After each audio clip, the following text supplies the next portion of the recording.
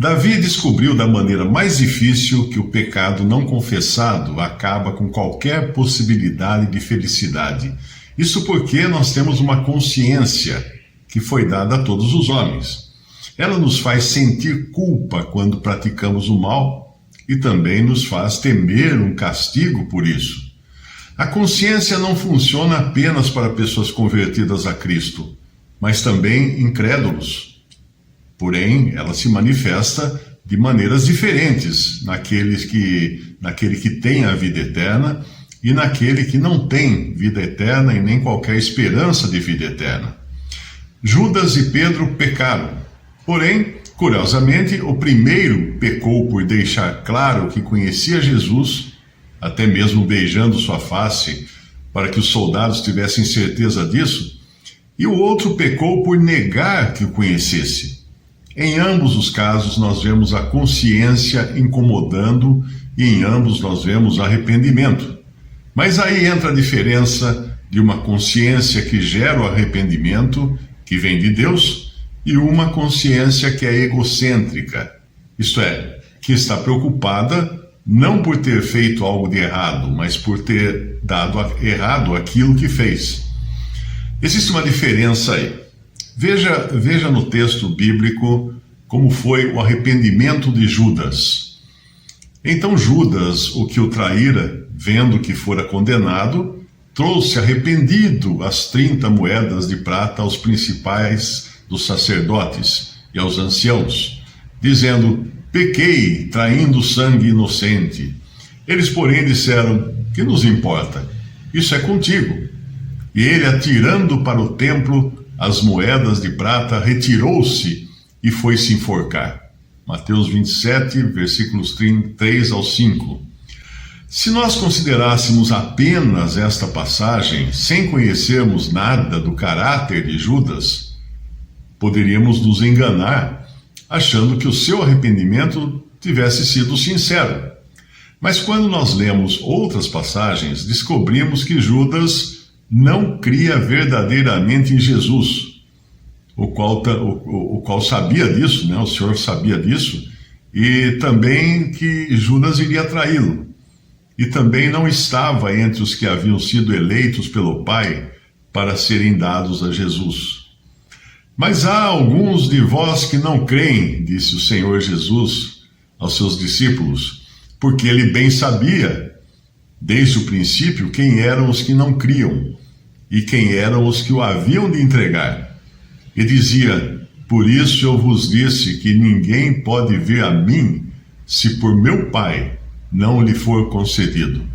Isso está em João, capítulo 6, nos versículos 64 a 65. Judas era ladrão e só seguia a Jesus para obter algum lucro com isso.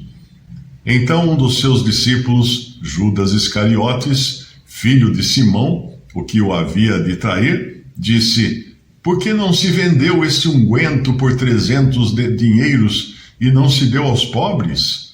Ora, ele disse isto, não pelo cuidado que tivesse dos pobres, mas porque era ladrão, e tinha a bolsa, e tirava da bolsa o que se lançava nela, o que era guardado nela. João capítulo 12, versículos 4 a 6. Portanto, Judas era avarento, ou seja, ele amava o dinheiro e estava disposto a qualquer coisa para consegui-lo. Então, um dos 12, chamado Judas Iscariotes, foi ter com os príncipes dos sacerdotes e disse: que me quereis dar, e eu vou-lhe entregarei? E eles lhe pesaram 30 moedas de prata. Isso está em Mateus, capítulo 26, dos versículos 14 ao 15. A sua disposição de coração fazia dele o instrumento ideal para Satanás, que acabou por influenciá-lo para o mal. Começa assim e acaba nas garras do diabo, não é? E acabada a ceia, tendo o diabo posto no coração de Judas Iscariotes, filho de Simão, que o traísse, e após o bocado entrou nele Satanás. Disse, pois, Jesus: o que o fazes, faze-o depressa.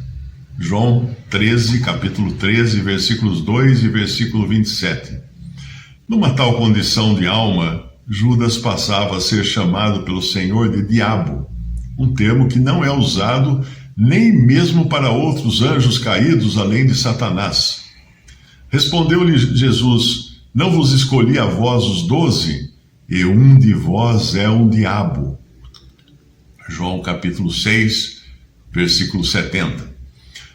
Tudo isso leva a crer que Judas chorou lágrimas de crocodilo, como se costuma dizer, e arrependeu-se do jeito que se arrepende o marginal depois que é preso.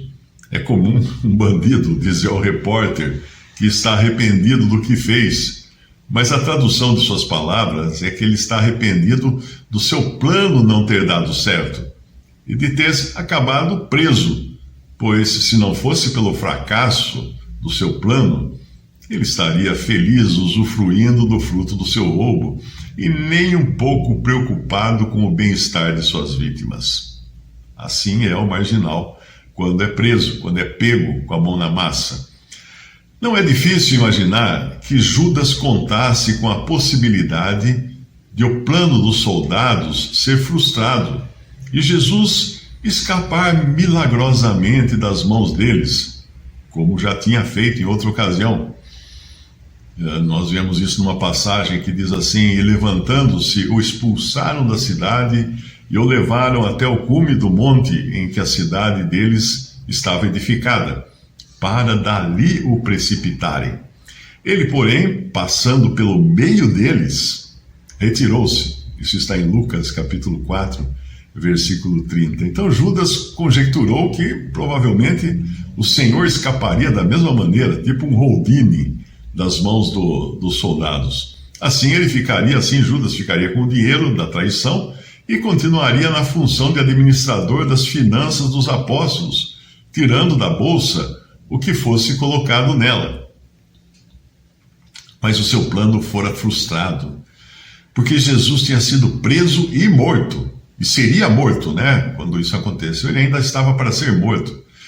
Para vergonha sua, o seu ato de traição acabaria conhecido de todos, e a sua fonte de lucro fácil, chegaria ao fim. Por outro lado, no arrependimento de Pedro, nós vemos sinceridade e um coração realmente contrito. Porém, foi um arrependimento e restauração gerados pelo Senhor, pelo Espírito Santo de Deus, e não pelo próprio Pedro, que na sua fraqueza teria continuado vagando nas sombras, envergonhado de seu ato, mas sem possibilidade de restauração. O Senhor já sabia que Pedro seria influenciado por Satanás, porém intercedeu por ele e literalmente olhou para ele. O pecado de Pedro não era avareza, como no caso de Judas, mas era a confiança própria, que também é pecado, né? Disse também o Senhor: Simão, Simão, eis que Satanás vos pediu para vos ir andar como trigo, mas eu roguei por ti, para que a tua fé não desfaleça, e tu, quando te converteres, confirma teus irmãos. E ele lhe disse: Senhor, estou pronto a ir contigo até a prisão e a morte. Era o que Pedro dizia, não? Lucas capítulo 22, versículos 31 a 33. Aquele que se achava tão confiante e valente acabaria sucumbindo diante de uma simples criada, uma menina. E como certa criada, vendo-o estar sentado ao fogo, pusesse os olhos nele, disse: este também estava com ele. Porém ele negou, dizendo: mulher, não o conheço. Lucas 22, de 56 a 57.